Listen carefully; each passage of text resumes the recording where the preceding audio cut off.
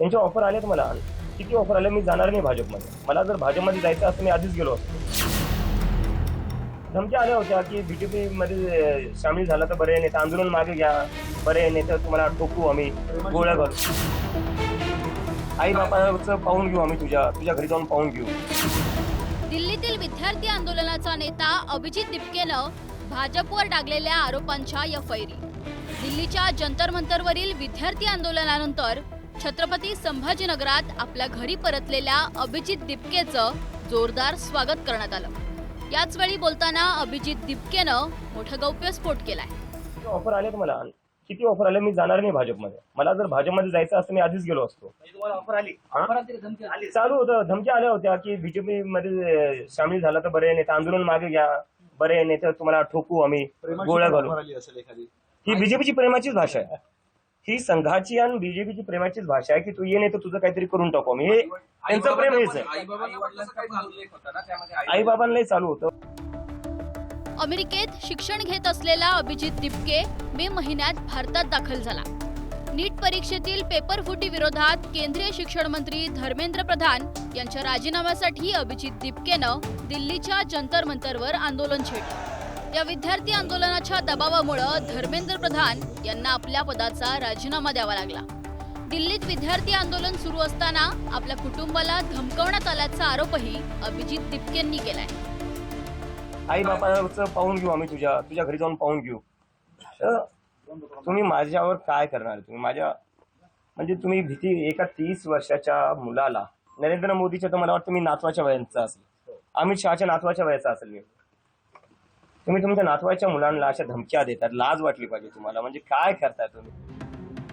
आता अभिजित दिपकेनं केलेल्या या आरोपाचा धागा पकडत विरोधकांनी भाजपला घेरण्याचा प्रयत्न केलाय. इथं महाराष्ट्रामध्ये खासदारांना विकत घेतलं, आमदारांना विकत घेतलं, पक्ष पैसे देऊन फोडले गेले. तसं त्यांना वाटलं की अभिजित दिपकेंना सुद्धा पैसे देऊन, दबाव टाकून, नाहीतर तुला हे बघतो, तुमच्या आई वडिलांना धमकी देऊन आम्ही कुठेतरी अभिजित दिपकेंना मॅनेज करू, असं त्यांची कदाचित त्या ठिकाणी भूमिका असावी. पण मग जसं त्यांना एक पहिला फटका हा राजीनामा घेण्याच्या बाबतीत झाला, तसाच दिपकेंनी सुद्धा आता स्पष्ट केलंय की मला पैसे नाही तर दबाव टाकण्याचा जो प्रयत्न केलाय, मग कुठं ना कुठेतरी भाजप घाबरली आहे एकजुटीला. भाजपनं ऑफर दिल्याच्या अभिजित दिपकेंचा दावा भाजपनं खोडून काढलाय. त्याचसोबत कुणी धमकी दिली याचे पुरावे सादर करा, असं थेट आव्हान आता भाजपनं दिलंय.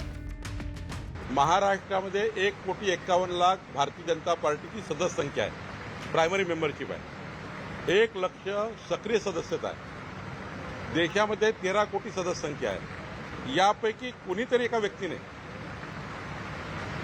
माननीय दिपकेजींना भाजपमध्ये या आणि त्यांना धमकी दिली असेल तर त्याने आम्हाला नाव कळवलं पाहिजे, आम्हाला खुलं नाव कळवलं पाहिजे. आम्ही आमच्या कार्यकर्त्यावर कारवाई करू. पण जर नाव कळवलं नाही तर मात्र भारतीय जनता पार्टीची कुणी बदनामी करू नये. महाराष्ट्रामध्ये काही नेते आहेत की त्या नेत्यांना मीडियामध्ये काय बोललं तर आपलं मीडिया दाखवेल, खमंग काय असेल, TRP कुठल्या विधानाला मिळेल, अशा प्रकारची विधानं दुर्दैवानं ते करत असतात. तुम्हाला धमकी दिले, दाखवा कुठला कागद आहे, फोनवर आले, द्या कुठला नंबर आहे. आहे हिंमत? नाही.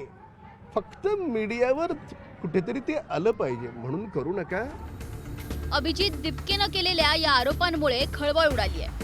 भाजपनं दिपकेंचे आरोप फेटाळले असले तर यावरून राजकारण मात्र तापले.